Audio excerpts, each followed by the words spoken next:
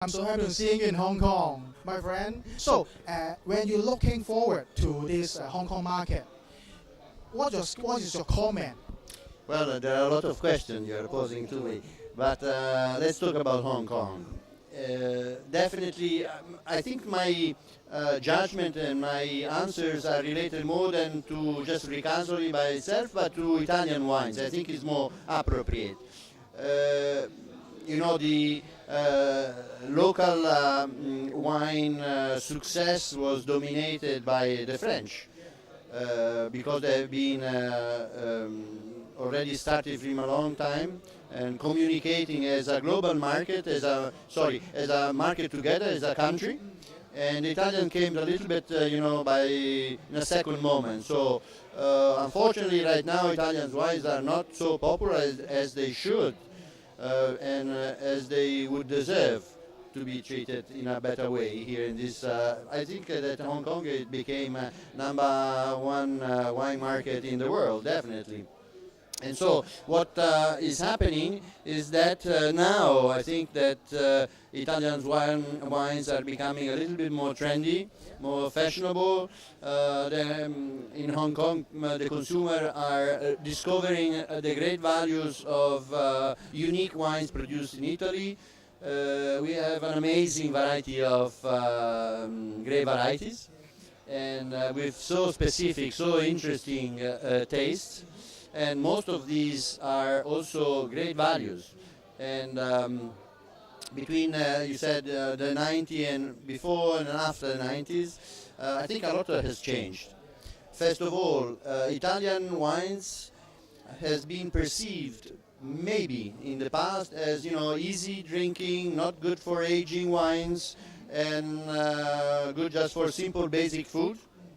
Well, a long way has been done in reinventing Italian wines. If we refer to Tuscany, for example, where I belong to, and especially Chianti Classico, this is an appellation and a region that has been extremely dynamic in reinvesting and reinventing, I would say, everything, from viticulture to winemaking. And a lot of new resources, new ideas, and new people has been really having a sort of renaissance. I really bet that there are a few other wine regions around the world that has been able to really change almost overnight. Overnight, I mean in the last 20 years.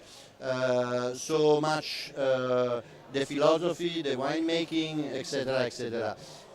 Today there are world-class wines coming from not only our region but from all over Italy.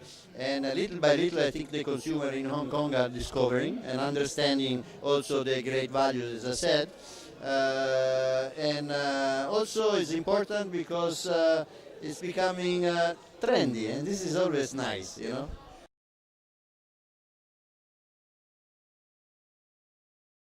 When the palette of the market a little bit changed, like Merlot. Hong Kong people like Merlot. So focus on the China or Hong Kong market, more and more Bordeaux winery rise up the percentage of using the Merlot to make your wine to familiar, more soft or more fruit. As you will change that or just keep your own style? Thank you for this question.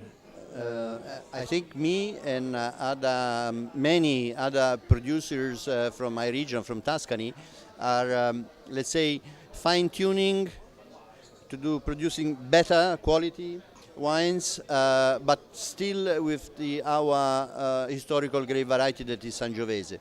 Sangiovese is a very little known grape variety, and there are so many different also styles of Sangiovese.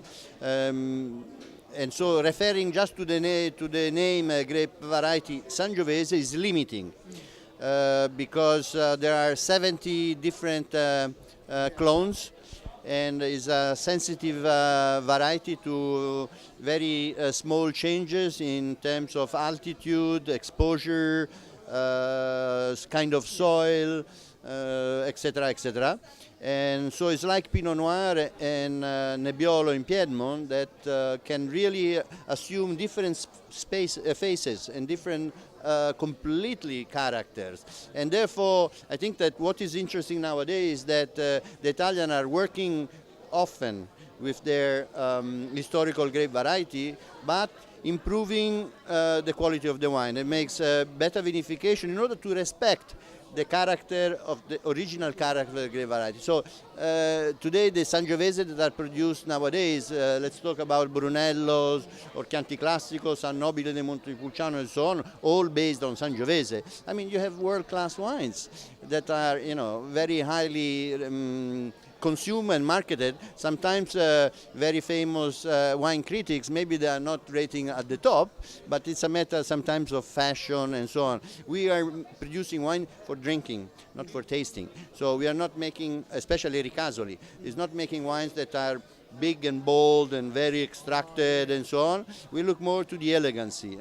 I remember always, and I tell always, that wines has to be drinked, enjoyed, and deliver joy, you know, and a big smile to people that open the second bottle. It's not just, you know, tasting a great, interesting wine. So this is a hell of a difference. Okay.